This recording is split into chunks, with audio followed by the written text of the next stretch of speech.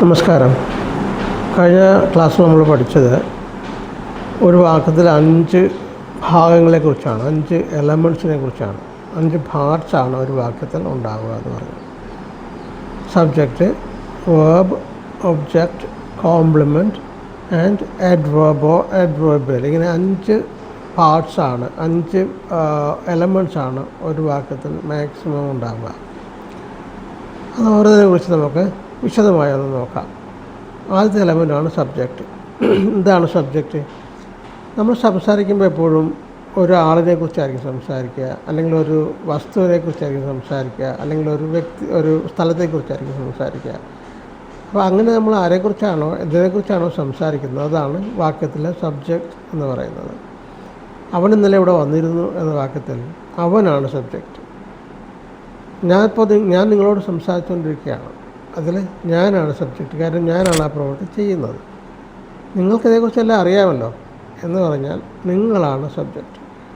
അപ്പോൾ I, U, V, ദൈ, he, she, it, ഈ 7 വാക്കുകളാണ് എപ്പോഴും എന്തായി വരുന്നത്, സബ്ജക്റ്റായിട്ട് വരുന്നത്. അല്ലെങ്കിൽ വേറെ ഏത് വാക്കുകൾ വന്നാലും ഈ 7 വാക്കിലേക്ക് നമുക്കതിനെ പരിമിതപ്പെടുത്താൻ പറ്റും. എന്നാൽ ഈ 7 വാക്കുകൾ മാത്രമല്ല, വേറെയും വാക്കുകൾ വരാം. അത്തരം വാക്കുകൾ എന്ന് പറയുന്നത് സംവൺ എന്ന് പറയുന്ന ഒരു ഇൻഡെഫിനിറ്റ് പ്രൊനൗണാണ്. പക്ഷെ ആരാന്ന് നമുക്കറിയത്തില്ല. Someone has just come here, someone has just called you, or someone is coming, or someone is at the door, or someone is standing at the gate. Someone came here a short while ago, or somebody came here a short while ago. അത്തരം വാക്കുകൾ someone, somebody, no one. No one seems to know anything about it. No one seems to know anything about it. ആർക്കും അതേക്കുറിച്ചൊന്നും അറിയത്തില്ലെന്ന് തോന്നുന്നു. No one seems to know anything about it.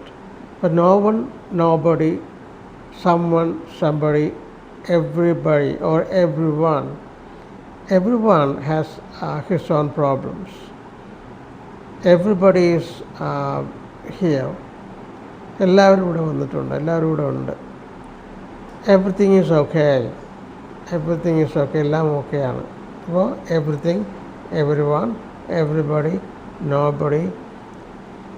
Everything is difficult before it is easy. Everything is difficult before it's easy. എല്ലാം അധികം പാടായിരിക്കും. അപ്പോൾ everything, everyone, no one, nobody, someone, somebody, anybody, everybody.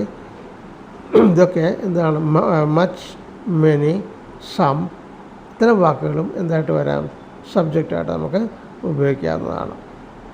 Okay, thank you.